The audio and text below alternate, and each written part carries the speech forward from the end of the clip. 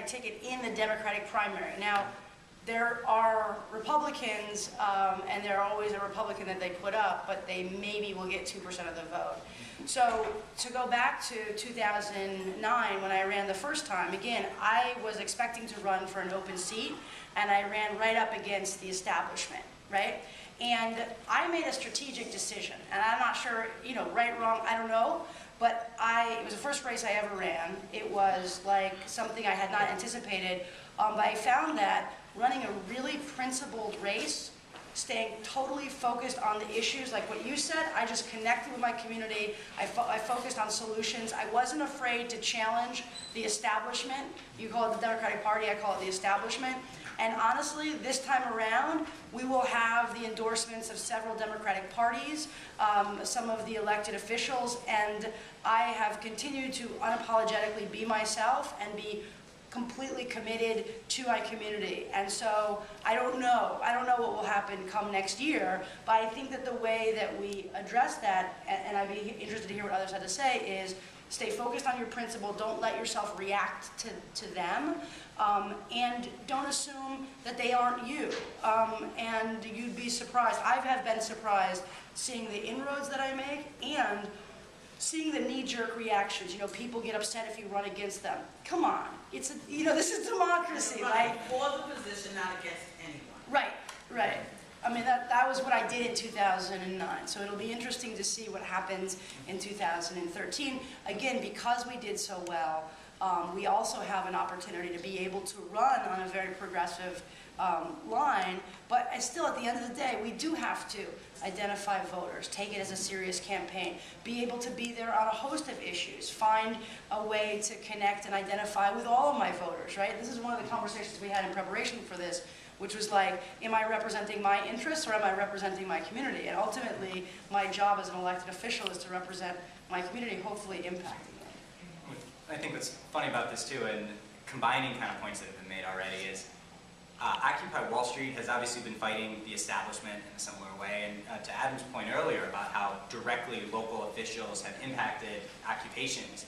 It was something, Adam, I don't know if you remember, but we were with Justin Krebs right after an OWS Drinking Liberally, and it was early enough on in the occupation when Mayor Bloomberg was first really starting to kind of put pressure on us in this way, where we had noticed that all of a sudden, just so happened at 7 p.m., right when the General Assembly would start, there was just jackhammering that would begin. Just like from some construction project that none of us had any idea about, but just all of a sudden there'd be jackhammering that began right when there was a mic check. And it was like one of those moments where you really see how clearly a member of the Democratic Party, or not a member of the Democratic Party, but how political officials can corrupt their office just in the most blatant, brazen way. And throughout OWS, we've seen this everywhere you can, from arresting 700 people on a bridge to the brutality. And I feel like Yetta is in a particularly powerful position in terms of this perspective on what especially Democratic Party members should not be doing, because she was one of the people that would get occupiers out of jail. These people that were illegally arrested because of an effort of 1% to use the police as their private army to suppress the movement. And that's something that I feel like when people learn about, when they hear about, it resonates. And even if it's something that doesn't resonate with the Democratic establishment, I'm confident that members of our district, proud to be a would-be constituent of Yetta's, are going to recognize that this is something that shouldn't happen, especially since so many examples of these illegal arrests and brutality occurred blocks away from them. I just want to piggyback on that also, which is that as a result of that, I ended up being the attorney representing several elected officials who they themselves had been wrongfully arrested. So, sometimes local officials get involved. Right. And I know we're going to hear, I do want to bring it to Occupy Sandy and some of the relief efforts around Sandy, because I think that also brings home the fact that like the Occupy movement has worked with the FEMA folks and the U.S. Marines to train them on how to deal with, distribution and community and response. So the idea that there's opposition, I mean, we want to name it. We want to name it and acknowledge when bullying or when smear campaigns happen. But I think we would do it in a way that's empowered. We actually can, like when people have tried to do smear campaigns against me in my district, it actually upsets my community, and they get more pushback in some ways. So like, you got to acknowledge it, but then you find strategic ways where you can find commonality. I just wanted to give Amy a quick chance to. Yeah, I just want to say that the occupier in me is listening to all the wonderful. I completely agree with everything that's been said about how wonderful it will be to have someone like Yetta, in an elected position. But at the same time, I think it's really important that it's not seen that we need an elected official to come in and make Occupy elevated or something like that. Like, that just is off. And I think the great thing about Yetta is that she is aware of that tension and that possibility of it being viewed that way, and has people around her that see that too. And like everything in Occupy, we're just exploring, and it's always changing, and it's always something new to discover. And so that's what this process is. But I do hear some of the well, okay, it would be great to have a person on the city council that could stop the jackhammers or something like that. I don't think so, but and that's how have we not already had that? Great. I mean, we've already had that. Adonis and Jamani. I mean, they're not. Another one. Okay. Another one. Yeah. 100 more. Yeah. The state senate. Yeah. Every That's what. Yeah. Yeah. And so I wanted Occupy. Sandy had.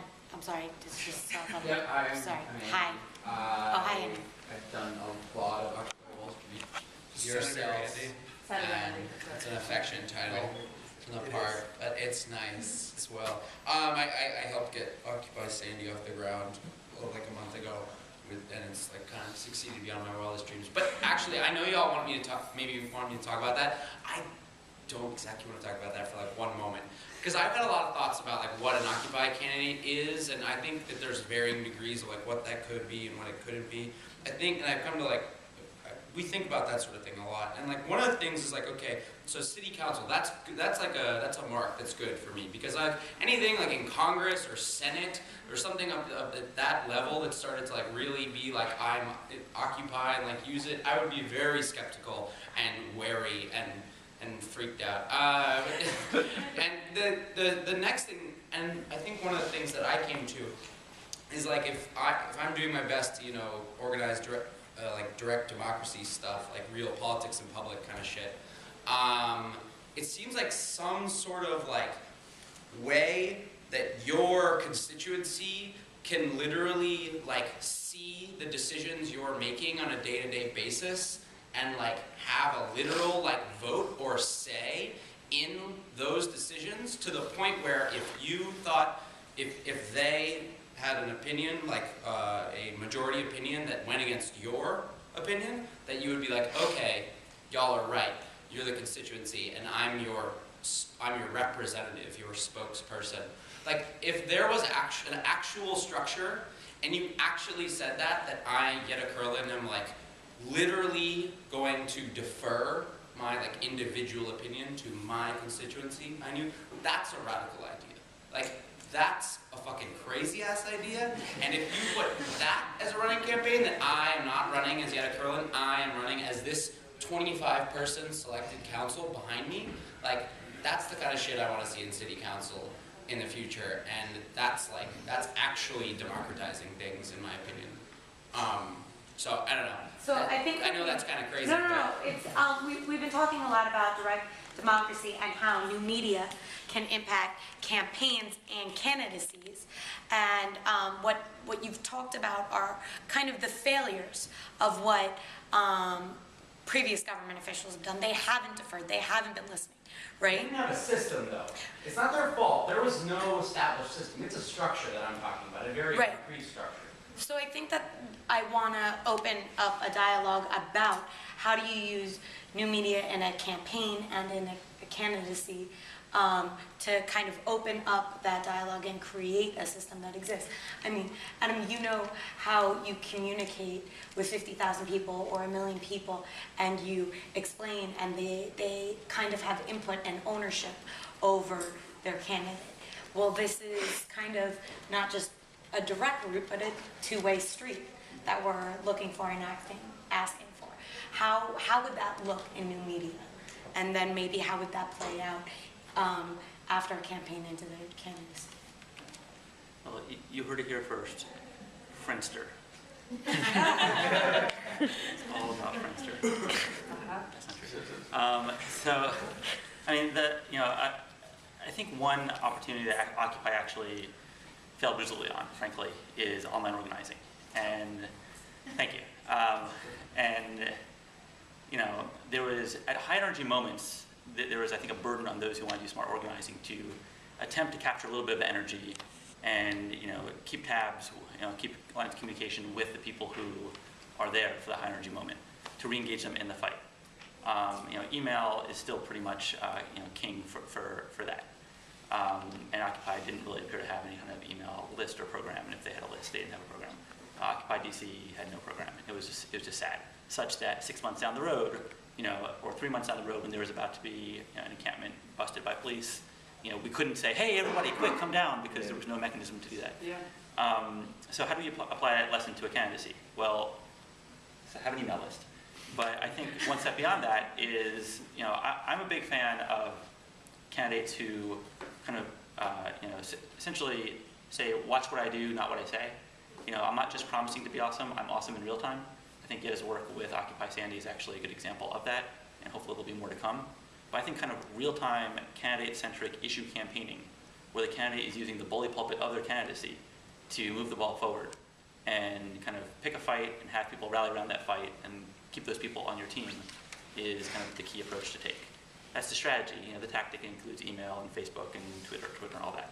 But I think that of all people, you know, Yetta actually has a proven track record of doing that already, and I would encourage that to kind of be an ethos of the campaign. So I know that in New York we have text messaging, emailing, and Facebooking, like, and that all goes on with Occupy Sandy and Occupy in general.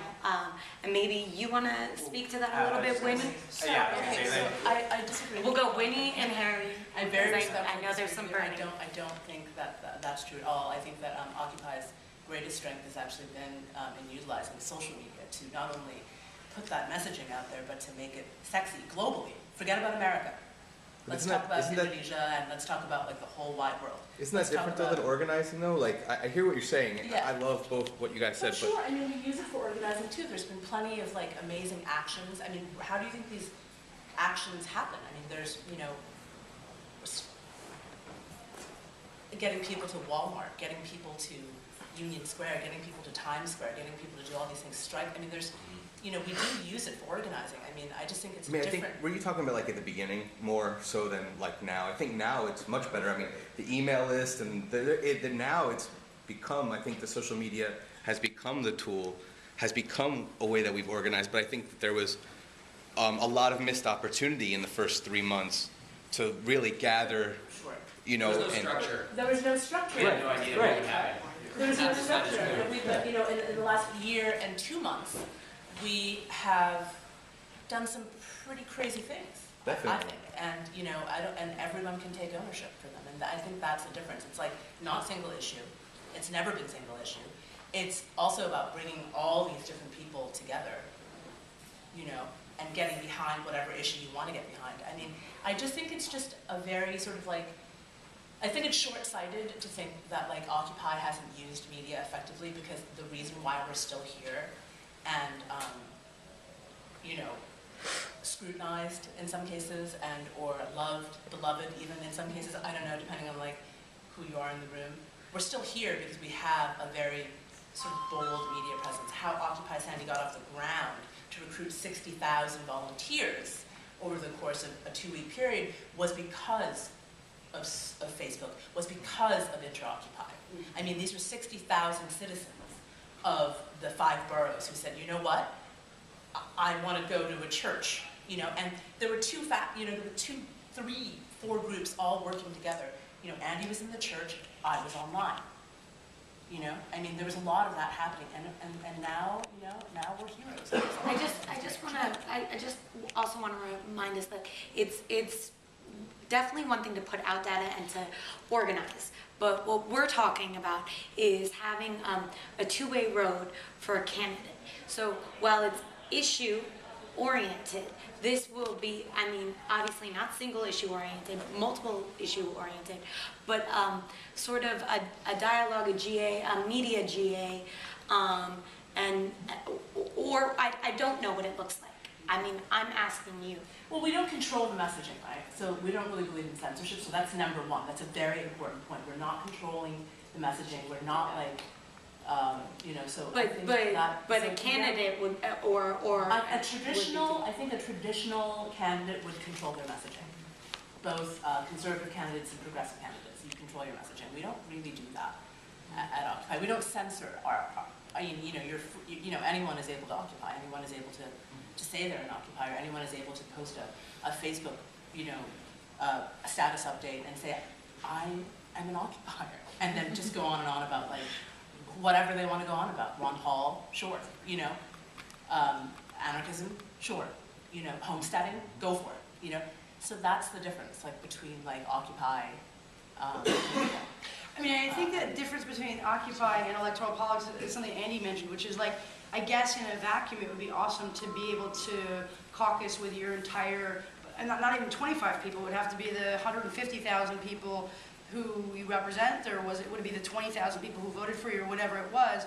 I think conversely in electoral politics, when you have somebody representing a group, the idea is you put forward yourself. You say, this is where I stand on the issues, is my positions. If you support that, and that's kind of, I think, one of the fundamental differences. I don't know if in real time, it might be so process heavy that it would be impossible to actually achieve. Although I like the idea of, I believe in shared authority. I believe in participatory politics. So I think as small as like an email of your day's sort of things that you hit like no or yes. But yeah, it's possible. I just want to make one more point. I got you, Charles. To Charles and I think Adam. Yeah. 1, 2. Like the people who will be voting in the next 20 years, they're millennials. They don't use email.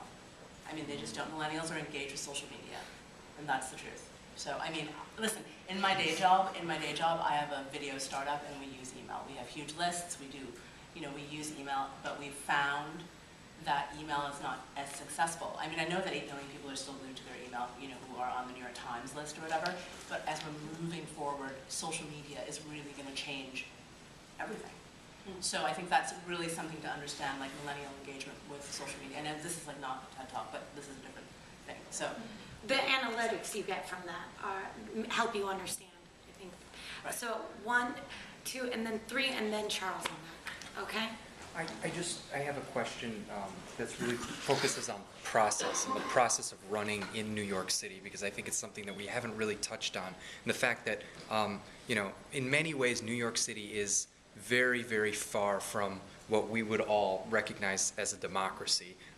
For many people in this room that may not know, we have closed primaries in New York City, and the people who vote in these closed primaries are what and I've worked in New York City politics, are what we would refer to as old school Democrats. And you're, as a candidate for city council, you're going to have to talk to a lot of district leaders and a lot of community board members, and these are like the opinion leaders that really control who votes and really sway the electorate in your district. And I think that process is so counterintuitive to what Occupy stands for as a movement, and you're going to have to do it if you want to get elected, right? And you're going to need volunteers to work a voter file for you, right, and make calls and collect petition signatures.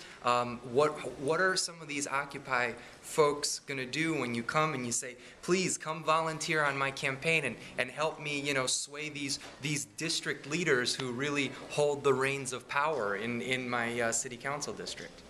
I know a lot of us are anxious to respond, so I'll just say very quickly.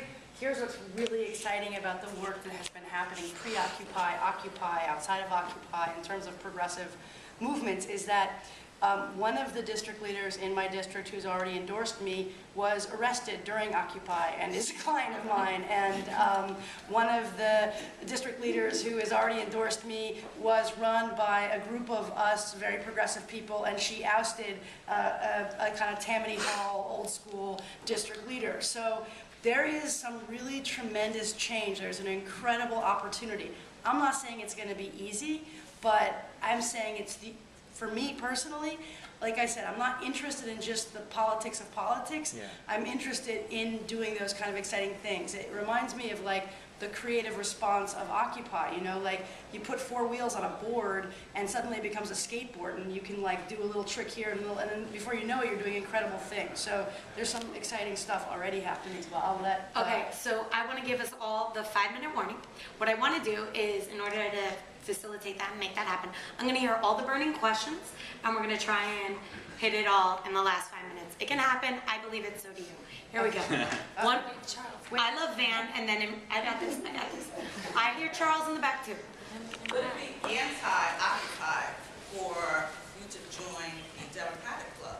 Okay. I belong to several. Hold on, we're not answering. We're listening to them all. Then we got Fury. Go ahead. I was just wondering, a lot of us here at this conference are, by some definitions, in some way, part of like the establishment somehow. And you know, we have to deal with people who kind of like get it or don't get it, or maybe kind of get it or want to get it and keep it a secret. So like, how is someone like working within that structure? How do you kind of create that space and create a dialogue with people who are a little more Occupy-phobic? Okay. Whether it's a board or well, I think that's great. This was just a resource to share when you mentioned stop and frisk. At the Washington Post hackathon, someone developed a stop and frisk API, and I thought folks in this room might be interested to know that. It's great kind of information. I was just going to say, I feel like some of the differences here are a result of the absence in American life of real political parties, the kind you have in Latin America and Europe. And one of the good things about real political parties, and I don't mean Democrats, and I also don't mean Spartacists, I mean like a culture in which customer service is actually an important component, and making sure that the voices of the loudest aren't the ones that predominate, and making sure that there's enough of a structure in order to provide follow-up for whatever the initiatives are, even after media attention has died down.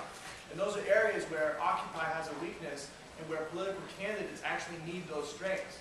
So I wonder if when Andy's talking about some sort of Council 25, or when you're talking about, you know, having one kind of constituency do outreach to another, if you're not sort of figuring out in New York City what it means for there to be a quasi-political party structure, whether it's formalized or not, that serves those functions and is able to survive in between elections and in between those moments of peak performance.